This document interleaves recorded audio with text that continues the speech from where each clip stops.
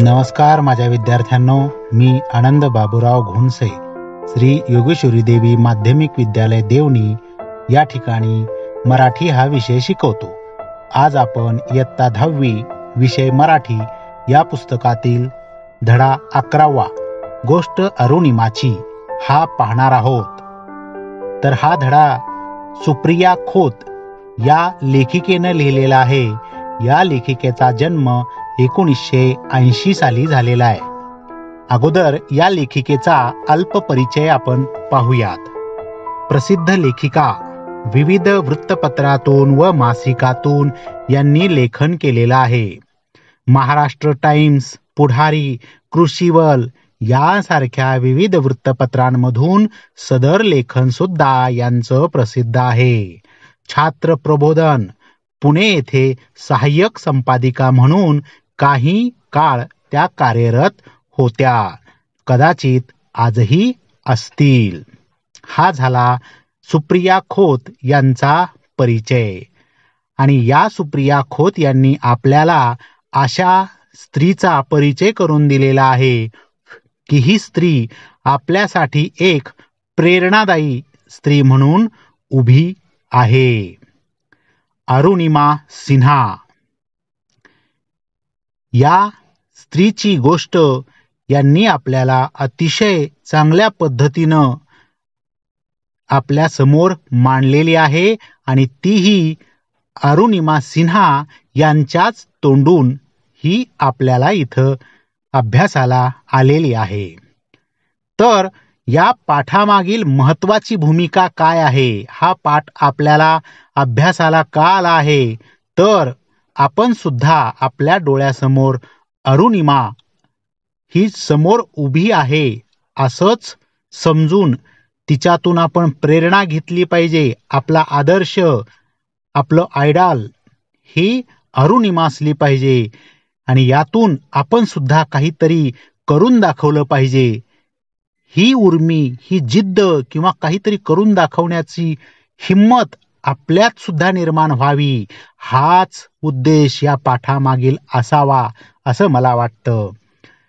लेखिकेने इथं सुरुवातीला परिचयमध्ये सांगितलेलं आहे बघा, जिद्द, चिकाटी, दुर्दम्य महत्वाकांक्षा, प्रयत्नवाद याचे मूर्तिमंत उदाहरण म्हणजे अरुणिमा।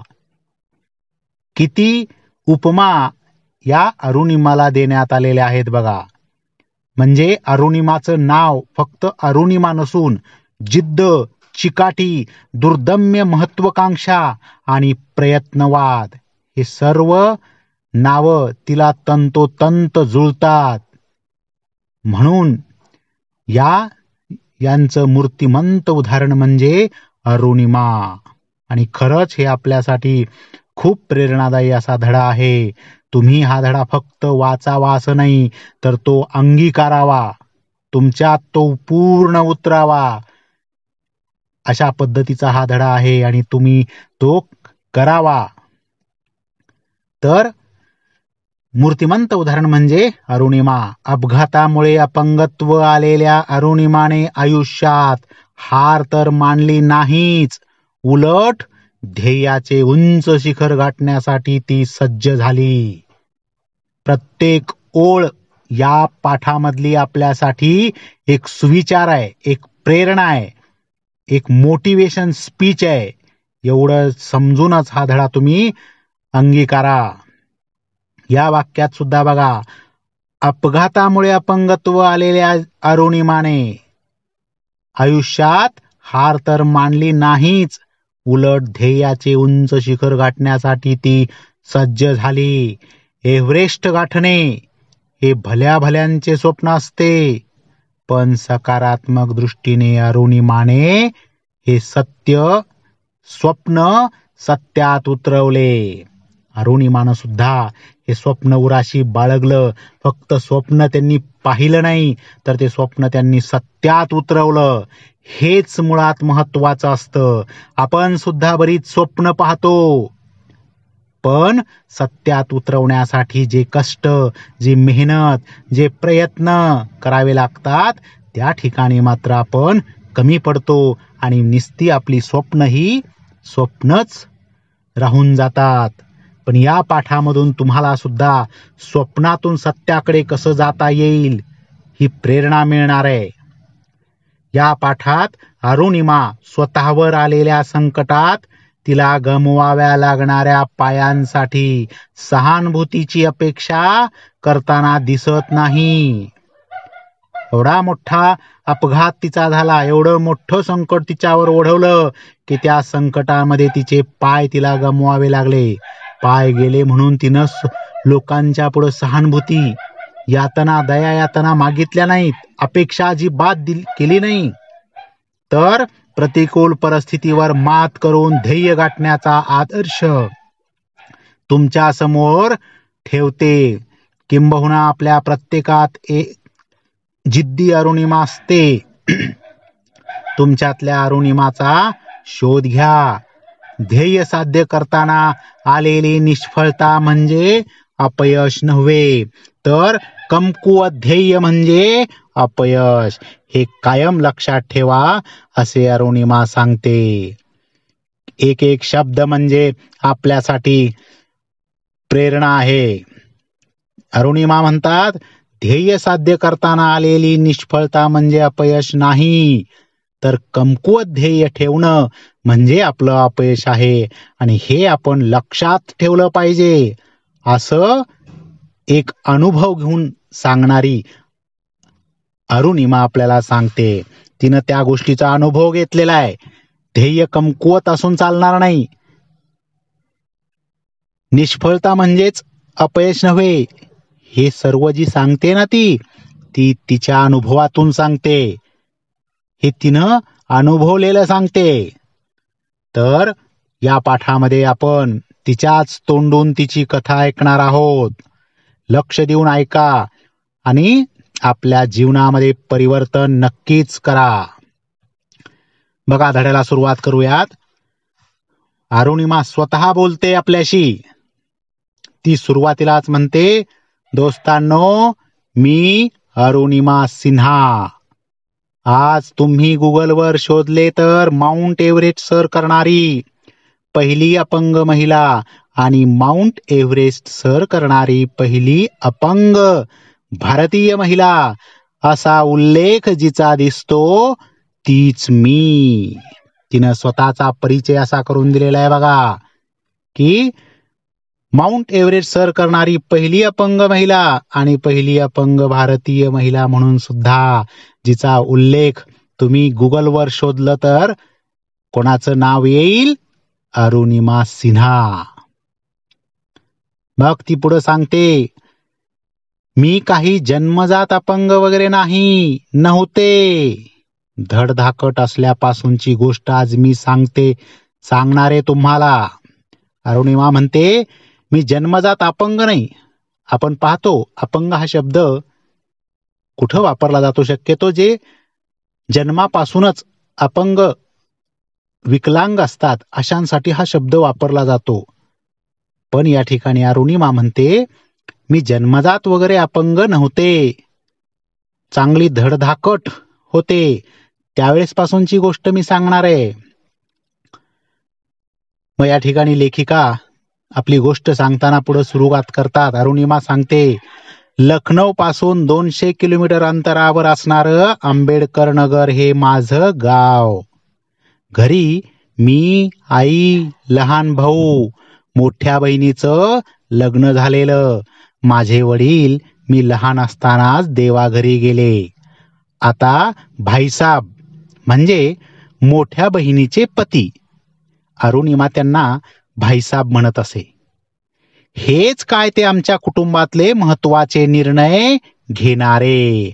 असं छोटंसं कुटुंब हे अरुणिमाचं होतं. आणि त्यामध्ये पुरुष म्हटलं तर निर्णय घेणारा भाईसाबच होते. म्हणजे जे काही घरामध्ये ठरवायचं असेल ते हे ठरवत असतील. खेळावर अतोनात प्रेम करणाऱ्या कुटुंबात मी जन्मले हे माझे अहोभाग्य. अरुणिमाचा जन्म अशा कुटुंबात झाला होता की त्या कुटुंबामध्ये खेळाचं वातावरण होतं, खेळाला महत्व दिलं जात होतं. हे अरुणिमा म्हणते, हे माझं खूप मोठं भाग्य आहे. पण फुटबॉल आणि व्हॉलीबॉलची नॅशनल चॅम्पियनशिप मिळाल्यावर, याचा अर्थ धडधाकट असताना अरुणिमा सिन्हा या फुटबॉल चॅम्पियन होत्या आणि व्हॉलीबॉल नॅशनल चॅम्पियन सुद्धा होत्या. दोन्हीमध्ये नॅशनल चॅम्पियनशिप त्यांना मिळालेली होती. म्हणजे त्या उत्कृष्ट खेळाडू होत्या. आता सीआयएसएफ म्हणजे केंद्रीय औद्योगिक सुरक्षा बल. तर या ठिकाणी नोकरी मिळते का बघ, म्हणजे खेळाशी जोडलेली राहशील, हा भाईसाहेबने दिलेला सल्ला मी शिरोधार्य मानला. मग त्यांच्या भाईसाहेबनं त्यांना एक सुचवलं की तुला खेळाची आवड आहे, त्यामुळं तू काय कर, सीआयएसएफ मध्ये नोकरी मिळते का बघ, जेणेकरून तुझा खेळ तुला मनसोक्त खेळता येईल आणि तू कायम खेळाशी जोडली जाशील.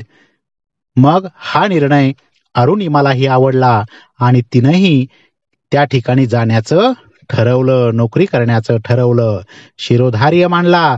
त्यानुसार नोकरीसाठी अर्ज केला आणि कॉल लेटर आले देखील. अरुणिमाने लगेच त्या निर्णयाला रूप दिलं, अर्ज केला नोकरीसाठी आणि कॉल सुद्धा आला. पण फॉर्म मध्ये नेमकी माझी जन्मतारीखच चुकलेली होती. हा घोळ निस्तरण्यासाठी दिल्लीला जाणे भाग होते. म्हणून ती दिल्लीला जाण्यासाठी निघाली. 11 एप्रिल 2011चा हा दिवस.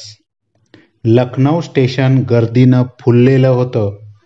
पद्मावती एक्सप्रेसमध्ये कसेबसे चढत गर्दीतून मुसंडी मारत सिथापीने मी कॉर्नर सीट पटकावली. मग अरुणिमा सिन्हा लखनौ स्टेशनवर गेली आणि गर्दी खूप असल्यानं तिनं चपळाईनं रेल्वेमध्ये सीट पकडली. गाडीने वेग घेतला आणि माझे विचारचक्र सुरू झाले. गाडी सुरू झाली आणि त्याबरोबर लेखिकेच्या म्हणजे अरुणिमा सिन्हाच्या मनामध्ये असणारे विचार सुद्धा सुरू झाले. बस एवढे कागदपत्रांची काम झाले की झालेच आपले पक्के, या आनंदी विचाराने ती प्रवासाला सुरुवात तिची झालेली होती. आणि हा सुंदर विचार, असे विचार तिच्या मनामध्ये चालू असतानाच अचानक माझे लक्ष वेधून घेतले ते मला घेरून उभ्या असणाऱ्या तरुणांनी. हा विचार तिच्या मनामध्ये घोळतच होता. नोकरीतील स्वप्न ती रंगवत होती आणि त्याच वेळेस तिचं अचानक लक्ष गेलं की आपल्या बाजूनं तरुण मुलं, त्यांचा घोळका आहे. त्यांचे लक्ष माझ्या गळ्यातल्या सोन्याच्या चेनवर होते. पण मीही काही कच्च्या गुरुची चेली नव्हते. अरुणिमा सिन्हा सुद्धा धाडसी होत्या, याचं या ठिकाणी आपल्याला एक सुंदर दर्शन दिसून येतं. अरुणिमा सिन्हा म्हणतात की मी काही कच्च्या गुरुची चेली नव्हते, म्हणजे मला सुद्धा चांगल्या पद्धतीचं प्रशिक्षण मिळालेलं होतं. म्हणून त्यांनी डाव साधण्याचा प्रयत्न करताच जेवढी होती नव्हती तेवढी ताकद एकवटून मी माझ्याजवळ येणाऱ्या प्रत्येकाला लाथ्या बुक्क्यांचा प्रसाद द्यायला सुरुवात केली. अरुणिमा सिन्हा डगमगल्या नाहीत, घाबरल्या नाहीत. त्यांनी आलेल्या संकटाला या ठिकाणी तोंड दिलेलं दिसून येतं. आपण सुद्धा आपल्या आयुष्यामध्ये असे अनेक प्रसंग येतात, अशा अनेक घटना घडतात की त्या ठिकाणी आपण घाबरतो, निराश होतो, हताश होतो. पण या ठिकाणी अरुणिमा हताश झाली नाही, घाबरली नाही. तिनं त्या संकटाला तोंड दिलं, प्रत्युत्तर केलं. त्या चोरांना, ते तरुण होते त्यांना लाथाबुक्क्यांचा प्रसाद द्यायला सुरुवात केली. आश्चर्य म्हणजे त्या डब्यातल्या प्रत्येक जण अन्यायाविरुद्ध लढणं हे जणू पाप आहे अशा चेहऱ्यानं मख्खपणे जागेवरच बसून राहिले. अरुणिमा सिन्हा या ठिकाणी हेही सांगायला विसरल्या नाहीत की त्या म्हणाल्या, डब्यामध्ये फक्त मी एकच मुलगी होते असं नाही, तर इतर अनेक लोक होते. पण जसं काय अन्यायाविरुद्ध लढणं हे पाप आहे असं समजून त्या ठिकाणी असणारे इतर लोक पाहत उभे होते. अखेर चोरांच्या सहनशक्तीचा अंत झाला. या ठिकाणी अरुणिमा सिन्हा निकरानं या चोरांशी प्रत्युत्तर देत होती, विरोध करत होती. पण चोरांच्या सुद्धा सहनशक्तीचा अंत झाला आणि रात्रीच्या भयान अंधारात माझे दोन्ही हात पाय धरून त्या नराधमांनी मला चक्क चालत्या गाडीतून बाहेर फेकून दिलं. किती भयानक असा प्रसंग या ठिकाणी अरुणिमानं आपल्याला सांगितलेला आहे की रात्रीचा वेळ आणि त्यामध्ये रेल्वे चालू, तर त्या नराधमांनी तिला पकडलं आणि चालत्या रेल्वेतून बाहेर टाकून दिलं. हात पाय धरून त्या नराधमांनी मला चक्क चालत्या गाडीतून बाहेर फेकून दिलं. शेजारून जाणाऱ्या एका भरधाव रेल्वेवर मी आदळले आणि तिच्या वेगामुळे आणखी जोरात 2 धावपट्ट्यांच्या मध्ये उडून पडले.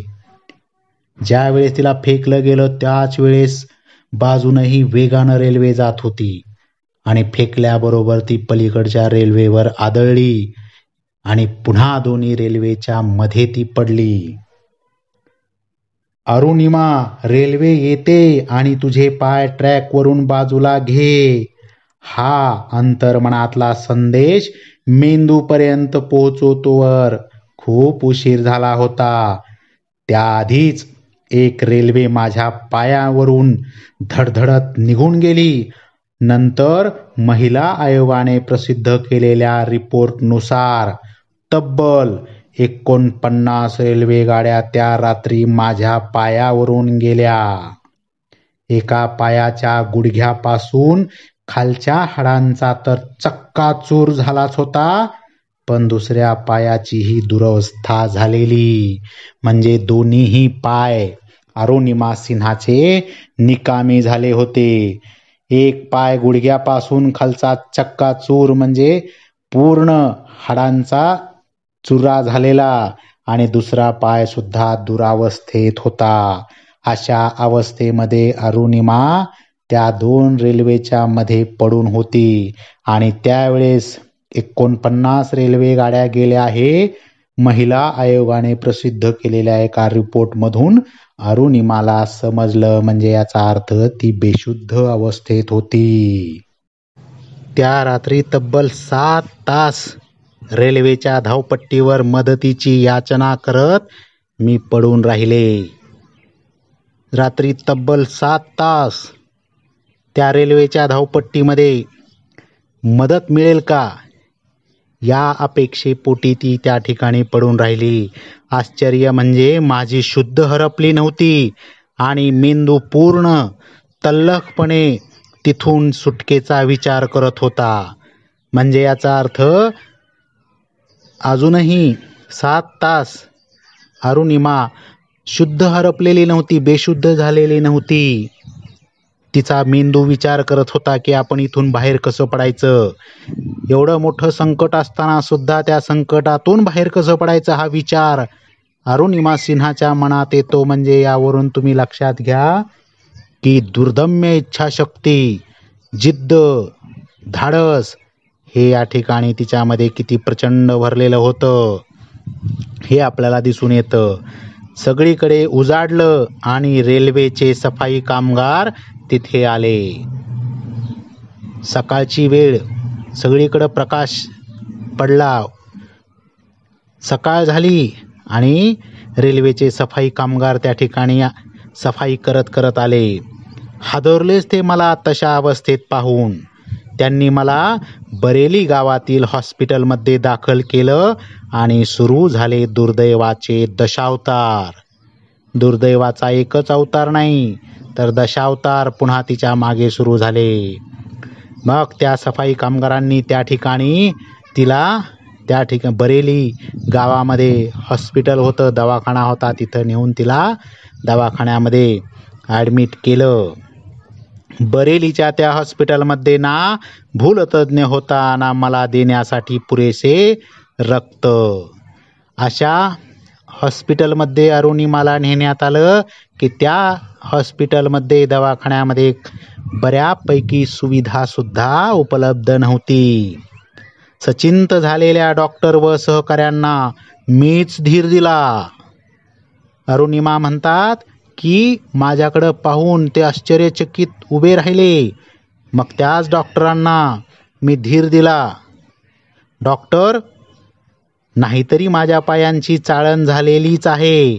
आता भूल न देताच तुम्ही तो कापलात तरी चालेल. या ठिकाणी सुद्धा अरुणिमाची म्हणजे धाडस प्रवृत्ती दिसून येते. डॉक्टर व त्यांच्या सहकाऱ्यांनी स्वतःचे 1 युनिट रक्त मला दिले आणि माझ्या देखतच माझा पाय कापला गेला. यावरून लक्षात घ्या की खिलाडू प्रवृत्ती ज्याच्यामध्ये असते कदाचित त्याच्यामध्ये जास्त धाडसी प्रवृत्ती असते, हे आपल्याला या ठिकाणी दिसून येते. त्यामुळं आपण सुद्धा वेगवेगळ्या खेळांमध्ये सहभाग घेतला पाहिजे. खेळामधूनच यश अपयश पचवण्याची हिंमत माणसामध्ये येते. संकटांना तोंड कसं द्यायचं हे सुद्धा आपल्याला खेळामधून समजतं. कदाचित नॅशनल चॅम्पियनशिप मिळाली होती ह्यांना, म्हणून यांचं संपूर्ण शरीरच मनही सगळं हिंमतवार झालेलं होतं. इकडे मी जीवन मरणाच्या सीमारेषेवर होते, पण हॉस्पिटल बाहेरच्या जगात एक वेगळेच नाट्य घडत होते. लेखिका अरुणिमा सिन्हा दवाखान्यामध्ये वेगळ्या संकटांना तोंड देत होती आणि बाहेर जगामध्ये बाहेरच्या समाजामध्ये एक वेगळंच नाट्य चालू होतं. ते कोणतं की फुटबॉल आणि व्हॉलीबॉल चॅम्पियन युवती 7 तास जखमी अवस्थेत उपचाराविना पडून राहिली. ही बातमी प्रसारमाध्यमांनी उचलून धरलेली. म्हणजे प्रसारमाध्यमामध्ये एक वेगळ्याच प्रकारचा संदेश सगळीकडे पसरवत होता. यावरूनही आपण हा संदेश घेतला पाहिजे की बऱ्याच गोष्टी या अफवासुद्धा असतात. आपण त्या बातमीची शहानिशा केल्याशिवाय काही बऱ्याच बातम्या अशा असतात की ज्या माणसाला भडकवतात, समाजविरोधी असतात, जातीयवादी असतात. त्यामुळं आपण सुद्धा जागरूक राहिलं पाहिजे. आपल्या डोळस दृष्टीनं बातमीची छाननी केली पाहिजे आणि मगच आपण विश्वास ठेवला पाहिजे. हे आपल्याला या ठिकाणी सुद्धा लक्षात येतं की अरुणिमा सिन्हा म्हणतात की प्रसारमाध्यमांनी ही बातमी उचलून धरलेली. तत्कालीन क्रीडा मंत्र्यांनी मला दिल्लीच्या एम्समध्ये एम्स म्हणजे अखिल भारतीय आयुर्विज्ञान संस्थान दिल्ली या ठिकाणी हलवलं. राष्ट्रीय खेळाडू असल्याने अत्युच्च दर्जाच्या सुविधा मला मिळाल्या. मग लेखिका या ठिकाणी अरुणिमा सिन्हा म्हणतात की राष्ट्रीय खेळाडू असल्याने कदाचित त्या दवाखान्यामध्ये अरुणिमाला चांगल्या पद्धतीची ट्रीटमेंट मिळाली. पण शल्य एकच होतं. पण दुःख मात्र एक होतं की प्रसारमाध्यमांमध्ये वाटेल त्या वावड्या उठत होत्या. वावड्या उठणे म्हणजे फेक बातम्या. अरुणिमाकडे प्रवासाचं तिकीट नव्हतं म्हणून तिने रेल्वेतून खाली उडी मारली. इथपासून ते अरुणिमाने आत्महत्येचा प्रयत्न केला इथपर्यंत काहीही छापून येत होतं. तब्बल 4 महिने एम्समध्ये राहिल्यानंतर शारीरिक जखमांवर मलमपट्टी झाली होती, पण या मानसिक जखमांचे घाव अंतरंग घायाळ करणारे होते. अशा पद्धतीचं शरीरावरच्या जखमा या जुळून आल्या, पण अंतरंगात झालेल्या जखमा मात्र अजून जुळून आल्या नव्हत्या. त्याचं दुःख अजूनही अरुणिमाला होतं. मी नि माझं ढालीप्रमाणे रक्षण करणारं कुटुंब, आम्ही सत्य परिस्थिती ओरडून सांगत होतो, पण ती ऐकण्यासाठी ना कुणाला वेळ होता ना रस. अरुणिमा म्हणतात, आम्ही जे काही सत्य घडलेलं आहे ते सांगण्यासाठी खूप प्रयत्न केला, मी केला, माझ्या कुटुंबाने केला, पण लोकांना त्यामध्ये अजिबात इंटरेस्ट नव्हता. त्याच दिवशी हॉस्पिटलमध्ये पडल्या पडल्या मी निर्धार केला. लोकांना एवढं ओरडून सांगितलं, पण लोक त्या बातम्यांवर, अफवेंवर विश्वास ठेवत असल्यामुळं मग हॉस्पिटलमध्येच अरुणिमा सिन्हा यांनी एक निर्धार केला. पक्का निर्धार, जिद्दीनं त्यांनी काय ठरवलं बघा.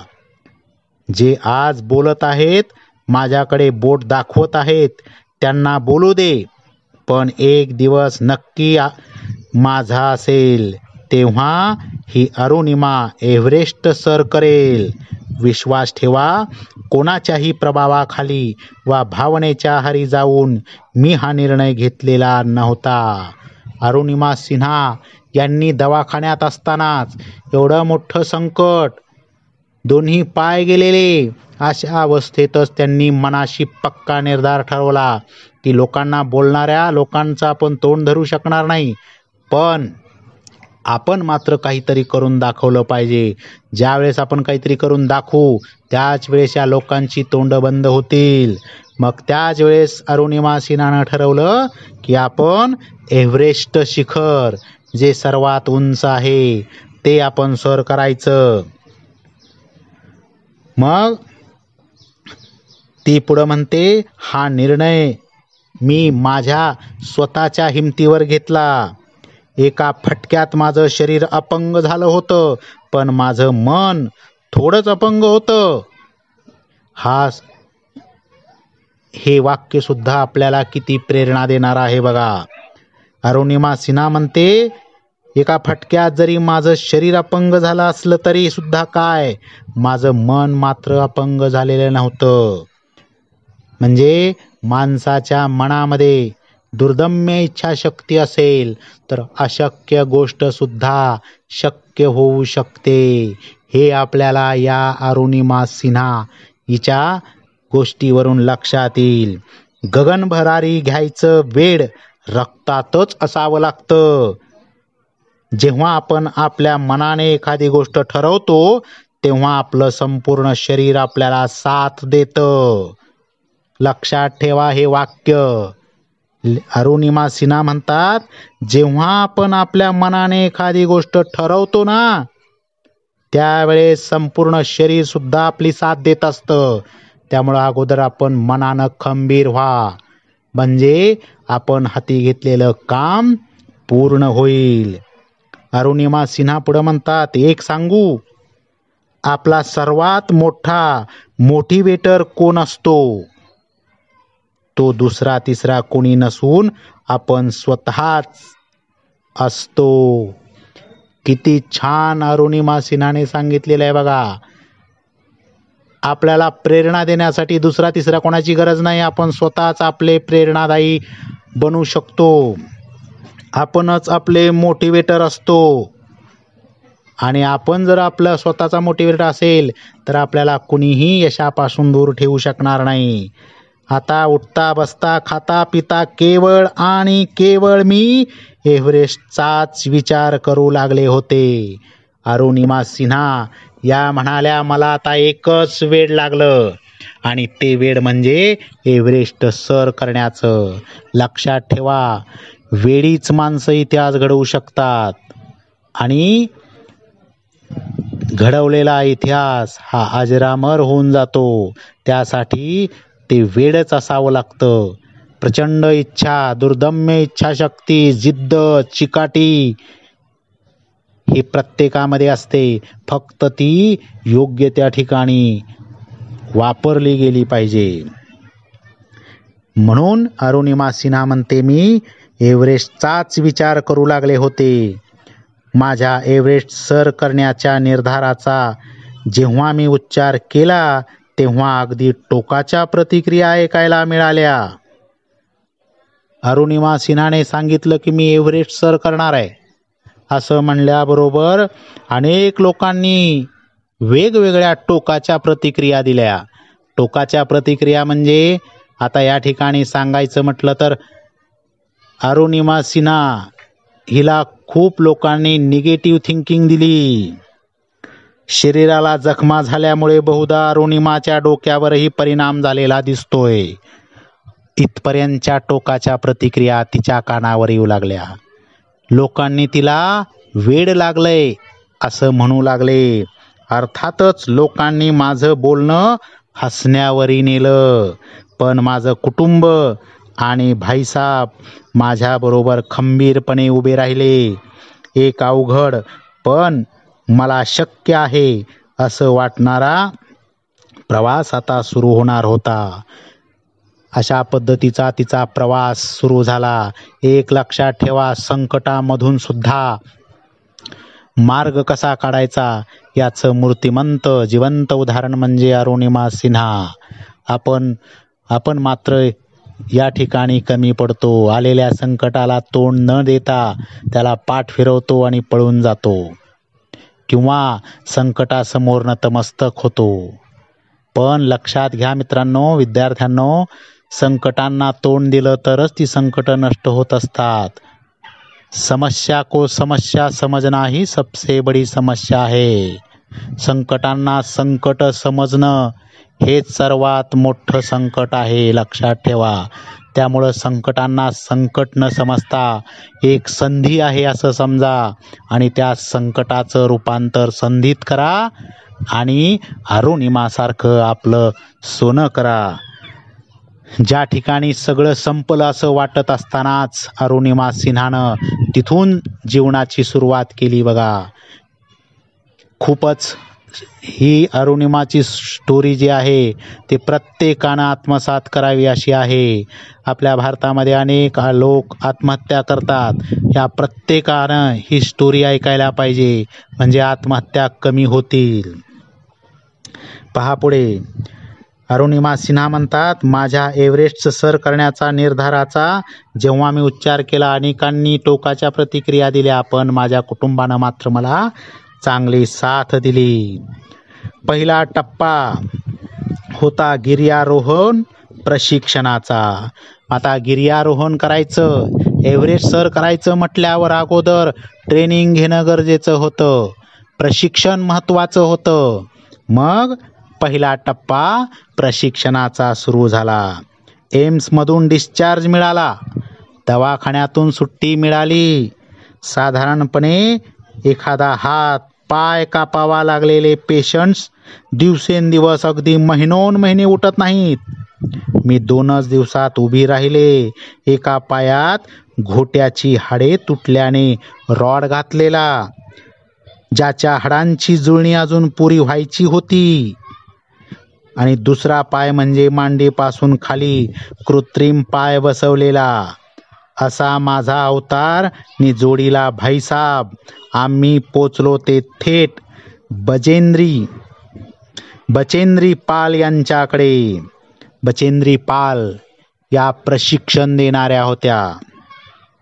बचेंद्रीजी म्हणजे एव्हरेस्ट सर करणारी पहिली महिला होत्या की ज्यांनी एव्हरेस्ट शिखर सर केलेलं होतं. या महिलेकडं अरुणिमा सिन्हा आणि त्यांच्यासोबत त्यांचे भाईसाब यांच्या भेटीला गेले. त्याच एकमेव अशा होत्या की ज्यांनी माझ्या ध्येयाचा आदर केला, मला प्रोत्साहन दिलं. अरुणिमा सिन्हा ज्यांच्याकडे गेल्या त्या अशा एक व्यक्ती होत्या कुटुंब सोडून समाजामधल्या, की त्यांनी अरुणिमा सिन्हा हिच्या निर्धाराला किंवा हिच्या विचाराला प्रोत्साहन दिलं. त्या काय म्हणाल्या बघा, त्या म्हणाल्या, अरुणिमा, तू अशा परिस्थितीत इतका मोठा निर्णय घेतलास, तुला ठाऊक आहे तुझ्या आतलं एव्हरेस्ट तू केव्हाच सर केलं आहेस. अशा पद्धतीचे गुरु भेटणं सुद्धा त्याला सुद्धा भाग्य लागतं. ते अरुणिमा सिन्हा हिला मिळालं. म्हणजे पहिल्याच भेटीत अरुणिमा सिन्हा ज्यांना भेटायला गेल्या त्या बचेंद्री पाल यांनी एवढं प्रोत्साहन जबरदस्त दिलं की त्या म्हणाल्या की तू हे जे बोलतेस याचा अर्थ तू एव्हरेस्ट सर केलंस असं समज. किती प्रोत्साहनपर वाक्य आहे हे. आता तुला एव्हरेस्ट सर करायचं आहे ते फक्त स्वतःला सिद्ध करायला, जगाला तू कोण आहेस हे दाखवून द्यायला. फक्त यासाठीच तुला सर करायचंय. मनानं तर तू केव्हाच एव्हरेस्ट शिखर सर केलेलं आहेस.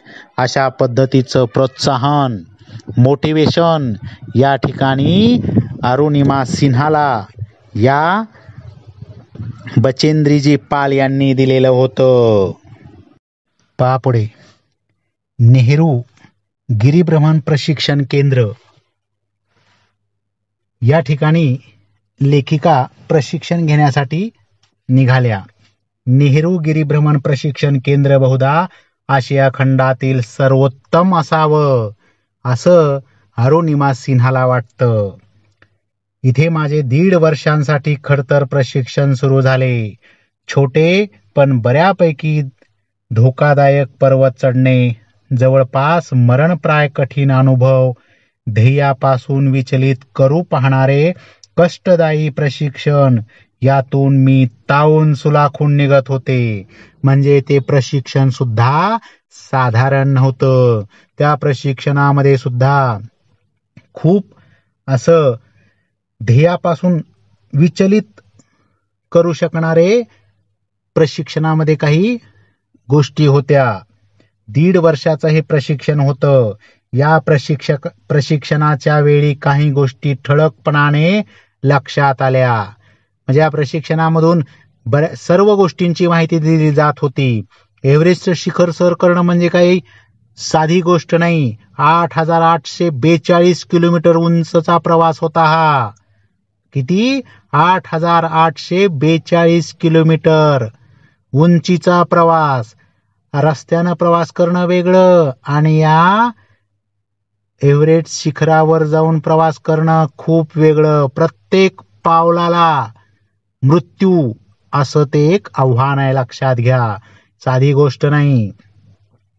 या प्रशिक्षणाच्या वेळी काही गोष्टी ठळकपणाने लक्षात आल्या. सरावाच्या वेळी चढाई करताना माझ्या कृत्रिम पायाची टाच व चवडा ज्यावेळी मी जमिनीत रुतवत असे त्यावेळी ते सतत गोल फिरत, त्यामुळे तो पाय घट्ट रोवणे कठीण होऊन बसे. ज्याचे पाय चांगले असतात अशांना सुद्धा हे गिर्यारोहण सर करणं अशक्य असतं. पण या ठिकाणी अरुणिमा सिन्हा हिचे दोन्ही पाय हे निकामी होते. पाय चढत असताना किंवा पाय घट्ट रोवत असताना सुद्धा त्या पायाची पकड पाहिजे तेवढी मजबूत होत नव्हती. उजव्या पायाची हाडे एकत्रित राहण्यासाठी त्यात स्टीलचा रॉड घातलेला होता. त्यावर थोडा जरी दाब दिला गेला तर तीव्र वेदनांचे झटके बसत. आपल्या पायाला बोटाला ठेस लागली तरी आपल्याला चालायला जमत नाही, अवघड होतं. पण या ठिकाणी तिच्या पायामध्ये रॉड घातलेला होता आणि त्या रॉडचा दाब थोडा जरी पडला तर तीव्र वेदना होत होत्या. म्हणजे एवढ्या प्रचंड वेदना की त्या वेदनांचे झटके मेंदूपर्यंत जात असावेत. माझ्या अशा अवस्थेमुळे प्रथम माझ्यासोबत माझा शेर्पा यायला तयारच नव्हता. शेर्पा म्हणजे तो एक गाईड, प्रशिक्षकच असतो. तर तो शेर्पा अरुणिमा सिन्हा सोबत यायला तयार होईना. का? कारण भल्या भल्यांची सुद्धा त्या ठिकाणी तारंबळ होते आणि या ठिकाणी अरुणिमा तर एवढी अपंग, दोन्ही पाय नाहीत. त्यामुळं शेर्पा रिस्क घ्यायला तयार नव्हता. साहजिक आहे, जिथे अव्यंग म्हणजे जे व्यंग नाहीत असे धडधाकट माणसे गिरिभ्रमण करण्यास धजत नाहीत, तिथे माझी काय कथा. म्हणजे धष्टपुष्ट चांगले लोक सुद्धा गिर्यारोहण करायला घाबरतात, तिथं माझ्यासारख्याची काय विषाद, असं अरुणिमा सिन्हा स्वतः सांगते. पण माझ्या घरच्या लोकांनी माझ्या शेर्पाचे मन वळवले आणि मग तिथून पुढे सुरू झाली क्षणोक्षणी आव्हानांना भिडणारी जोशपूर्ण अशी 52 दिवसांची एक रोमांचकारी लढाई. शेर्पाचं मन वळवण्यामध्ये यश आलं. शेर्पा सोबत यायला तयार झाला आणि मग आता खरा प्रवास, आता खरी परीक्षा या ठिकाणी सुरू होणार होती 52 दिवसांची. अरुणिमा सिन्हा पुढे काय सांगतात बघा. प्रत्येक गिर्यारोहकाला शिखरापर्यंत पोहोचवण्याआधी 4 बेस कॅम्प करावे लागतात. बेस कॅम्प म्हणजे थोडक्यात ट्रेनिंग. या ठिकाणी त्यांना ते कॅम्पच्या माध्यमातून दिलं जातं. तर ते 4 बेस कॅम्प करावे लागतात. एकदा का तुम्ही कॅम्प 4 ला पोचलात की तिथून शिखर 3500 फुटांवर असते. पण जास्तीत जास्त मृत्यू याच टप्प्यात होतात म्हणून याला डेथ झोन म्हटले जाते. म्हणजे 3 टप्पे या कॅम्पचे सहजासहजी, तेही सहजासहजी नाही पण पूर्ण होतात. पण चौथा टप्पा, चौथा कॅम्पचा कॅम्प 4 ला पोचणं म्हणजे तिथून शिखर फक्त 3500 फुटांवरच आहे. पण तो सर्व एरिया डेथ झोन म्हणून ओळखला जातो. डेथ म्हणजे मृत्यू, झोन म्हणजे विभाग. म्हणजे तो सर्व भाग हा मृत्यूचाच आहे असं समजलं जात होतं. विचार करा, आपल्या समोर मृत्यू आहे हे दिसत असताना सुद्धा पुढं जाणं म्हणजे याला वाघाचं काळी लागतं. एवढी प्रचंड इच्छाशक्ती अरुणिमा सिन्हामध्ये होती. अरुणिमा पुढे म्हणतात, मला तुम्हाला सांगावंसं वाटतं की चौथ्या बेस कॅम्पला पोहोचेपर्यंतही आधीच्या कॅम्प्समध्ये मी माझ्या सहकारी गिर्यारोहकांमध्ये नेहमीच पुढे असे. म्हणजे 4 कॅम्प मधले पहिले 3 कॅम्प या बेस कॅम्प पर्यंत पोहोचण्यापर्यंत आणि आधीच्या कॅम्पमध्ये माझ्या सहकाऱ्यांच्या पुढे अरुणिमा सिन्हा असायची. इतकी पुढे की लोक विचारत, अरुणिमा सिन्हाला काय विचारत बघा, मॅडम हर बार आप हमसे आगे रहते हो, आखिर खाते क्या हो भाई. अशा पद्धतीनं लोक विचारायचे. अरुणिमा सिन्हा म्हणायच्या, मी अपंग, त्यात मुलगी, म्हणून कसल्याही प्रकारची सवलत किंवा सहानुभूती नको होती मला. कदाचित याच विचाराचं प्रतिबिंब माझ्या कृतीतून उमटत होतं. अरुणिमा सिन्हाला असं वाटायचं की मुलगी आहे, मी अपंग आहे, म्हणून मला कुणीतरी मदत करेल, सहानुभूती दाखवेल. पण मला तीच नको होती. म्हणजे दुसऱ्याच्या आधाराची गरज नव्हती. कदाचित हेच प्रतिबिंब, सारखा हाच विचार या ठिकाणी अरुणिमा सिन्हाला प्रोत्साहित करत असावा, म्हणून तो त्यांच्या कृतीत उमटत होता. डेथ झोनची चढाई सुरू झाली. सर्वात कठीण प्रवास म्हणजे डेथ झोनचा. आता ती चढाई सुरू झाली. जिकडे तिकडे मृतदेहांचा खच पडलेला, हाडं गोठवणारी थंडी, मृत्यूचं जवळून दर्शन होत होतं. किती महाभयंकर प्रसंग डोळ्यासमोर उभा राहतोय बघा. डेथ झोन म्हणजे असा भाग होता की पावला पावला गणेश मृतदेह पडलेले दिसतायत आणि हाडं सुद्धा गोठून जातील एवढी प्रचंड थंडी. एवढं मृत्यूला जवळून पाहण्याचं या ठिकाणी म्हणजे किती मन खंबीर असावं लागतं. मला आदल्या रात्री भेटलेला बांगलादेशी गिर्यारोहक मृत्युमुखी पडलेला दिसला. हे तर किती भीतीदायक आहे. आपल्याला सुद्धा बघा, अचानक असं एखादी घटना कळते की काल ज्या माणसाला आपण बोललेलो असतो त्याची बातमी आपल्याला आज मृत्यू झाला म्हणून कळते, तर किती मोठा धक्का बसतो. तर तसा धक्का या ठिकाणी अरुणिमा सिन्हाला बसलेला होता. म्हणून अरुणिमा सिन्हा सांगतात, आदल्या रात्री भेटलेला बांगलादेशी एक गिर्यारोहक मृत्युमुखी पडलेला दिसला. पोटातून उसळून वर येणाऱ्या भीतीला मी आवर घालत होते. हा प्रत्यक्ष अनुभवलेला प्रसंग. म्हणजे लक्षात घ्या किती धाडस या अरुणिमा सिन्हामध्ये होतं. त्या स्वतःला सावरत होत्या. तुला मरायचं नाहीये अरुणिमा, अंतर्मनाला वारंवार मी हेच बजावत होते. अरुणिमा सिन्हा स्वतःलाच सांगत होत्या, घाबरू नकोस. त्यांनी सुरुवातीलाच सांगितलेलं आहे बघा. काय सांगितलेलं आहे की आपला सर्वात मोठा मोटिवेटर कोण असतो, तर तो दुसरा तिसरा कोणी नसून आपण स्वतःच असतो. हे वाक्य प्रत्येकानं लक्षात ठेवलं पाहिजे आणि त्या पद्धतीनं कृती केली पाहिजे. म्हणून अरुणिमा स्वतःला म्हणायच्या, अरुणिमाचं अंतर्मन वारंवार तिला हेच सांगत होतं, खरं सांगते, आपलं मन जसं सांगतं तसंच अगदी तसंच आपलं शरीर वागतं. हे अरुणिमा सिन्हानं आपल्या अनुभवातून सांगितलेलं आहे. म्हणजे या गोष्टीवर आपण संपूर्ण विश्वास ठेवला पाहिजे. आपलं मनच सर्व गोष्टीला कारणीभूत आहे. लक्षात घ्या, आपलं मनच आपल्याला सांगत असतं की काय करावं आणि काय करू नये. आपलं मनच आपल्याला पहिलं घाबरवत असतं. आपण कृतीच्या अगोदरच आपण आपलं मन घाबरवून आपल्याला सोडलेलं असतं. म्हणून अरुणिमा म्हणते, खरं सांगते, आपलं मन जसं सांगतं तसंच अगदी तसंच आपलं शरीर वागत असतं. त्यामुळं आपलं मन खंबीर बनवा.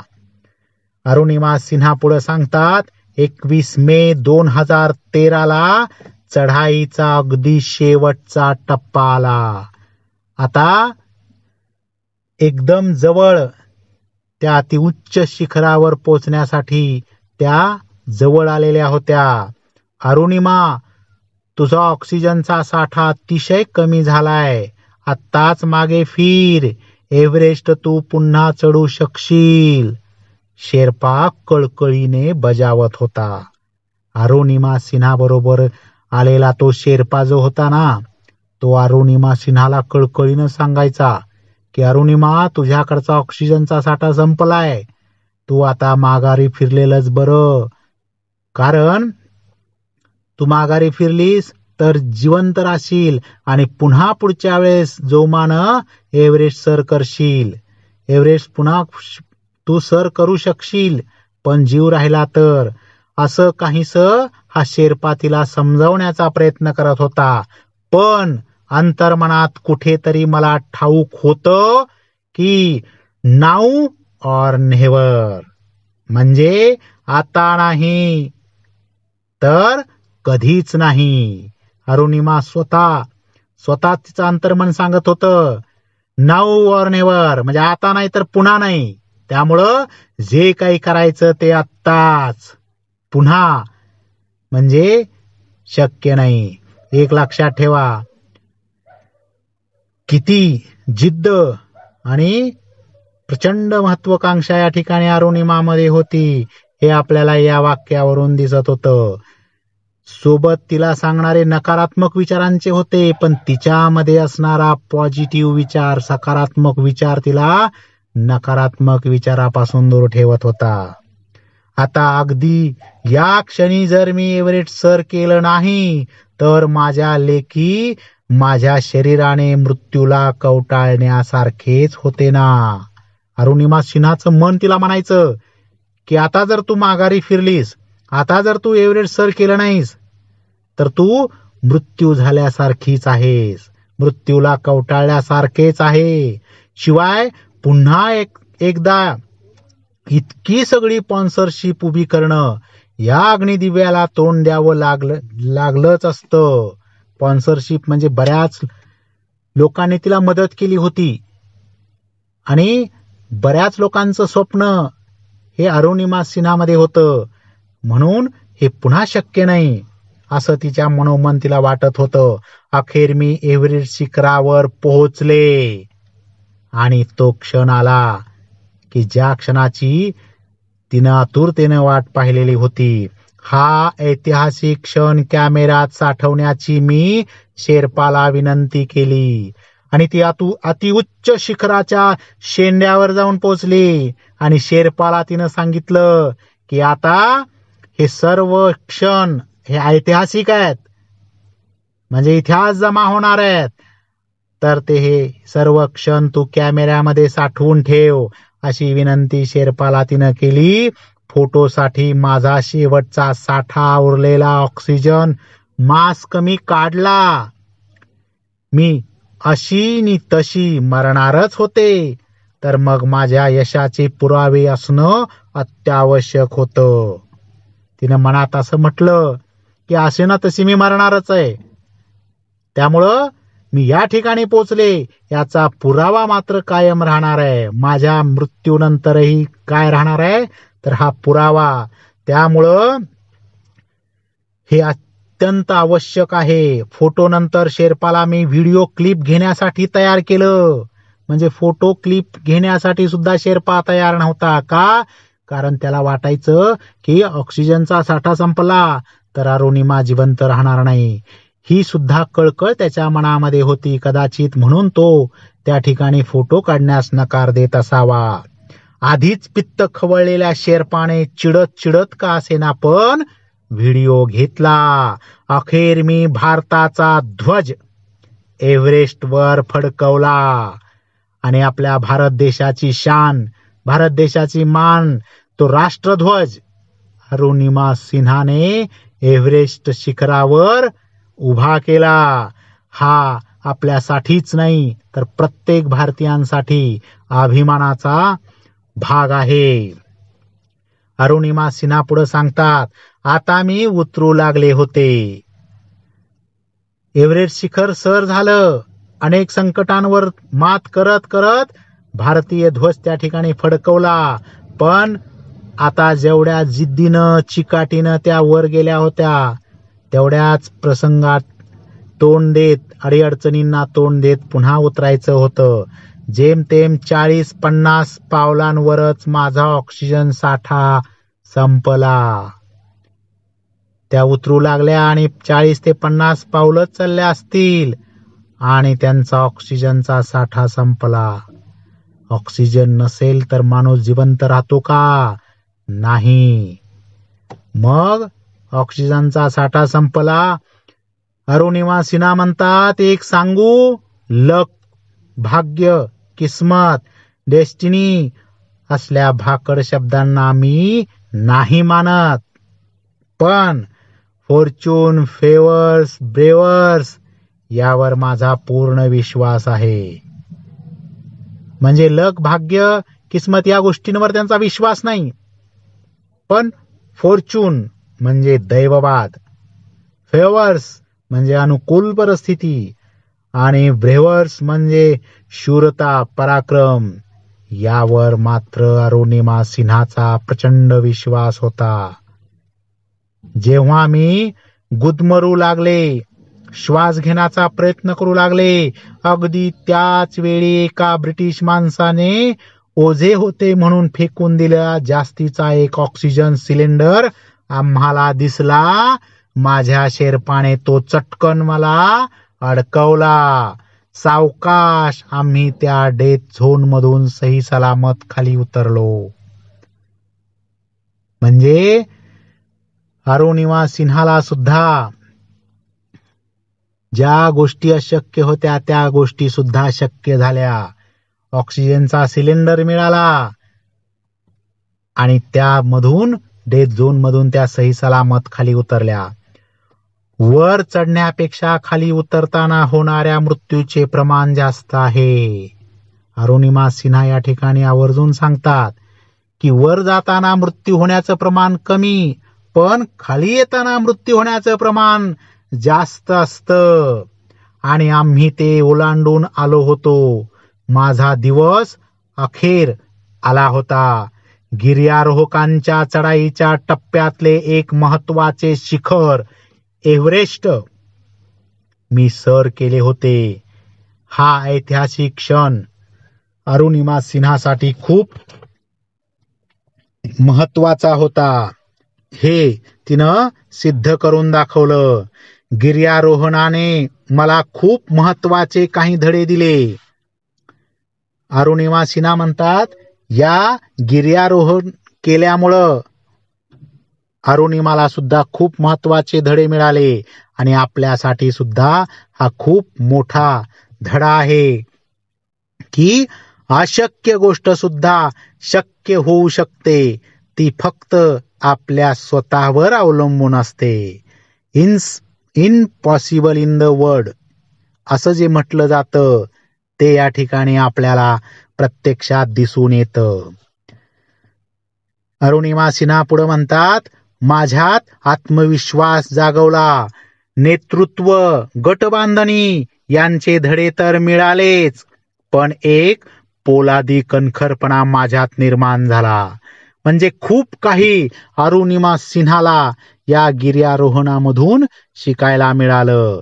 आपल्याला सुद्धा प्रत्येक घटनेमधून, प्रत्येक गोष्टीमधून, प्रत्येक प्रसंगामधून बऱ्याच गोष्टी शिकायला मिळत असतात. त्या आपण शिकल्या पाहिजे, त्याच्यातून आपण ज्ञान घेतलं पाहिजे.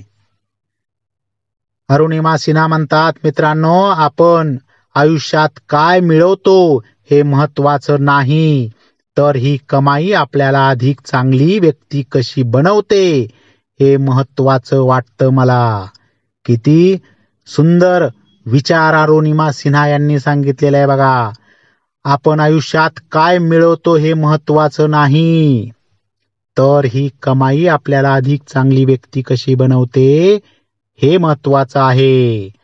आपण इतरांशी कसे वागतो यावरून आपण एक उत्तम व्यक्ती आहोत की नाहीत हे ठरतं. अरुणिमा सिन्हा पुढेही सांगतात, आपण इतरांबरोबर कसं वागतो यावरून सुद्धा आपलं व्यक्तिमत्व ठरत असतं. अरुणिमा सिन्हा शेवटी सांगतात, तुम्हा कुमार वयोगटातल्या मुलामुलींना एक सांगावंसं वाटतं की आपलं ध्येय साध्य करताना प्रयत्न निष्फळ ठरणे म्हणजे अपयश नसतं. लक्षात घ्या, आपल्यासाठी सुद्धा खूप मोलाचा असा हा संदेश आहे की आपलं ध्येय आपण साध्य करताना प्रयत्न आपले कधी कधी निष्फळ ठरतात. मग प्रयत्न निष्फळ ठरले म्हणून अपयश आपल्या पदरी येतं असं नाही, तर जेव्हा ध्येयच कमकुवत असतं तेव्हा त्याला अपयश म्हटलं जातं. त्यामुळं प्रयत्न करत असताना आपल्याला अपयश आलं तर खचून जाऊ नका, मागं राहू नका किंवा माघारी फिरू नका, तर आपलं ध्येय मोठं बनवा. आपलं ध्येय जेवढं मोठं असेल तेवढं आपण प्रयत्न करतो आणि त्या प्रयत्नांमध्ये सातत्य जर असेल तर नक्कीच आपल्याला यश मिळू शकतं. हे अरुणिमा सिन्हा यांनी आपल्या स्वतःच्या अनुभवावरून दाखवून दिलं आहे. विद्यार्थ्यांनो, या पाठामधून आपल्याला हा खूप मोठा बोध मिळतोय बघा की माणसाला कसलंही संकट आलं तर त्या संकटामधून मार्ग मिळत असतो. कोणतीही अडचण आली तर त्या अडचणीमधून बाहेर निघण्याची संधी मिळत असते.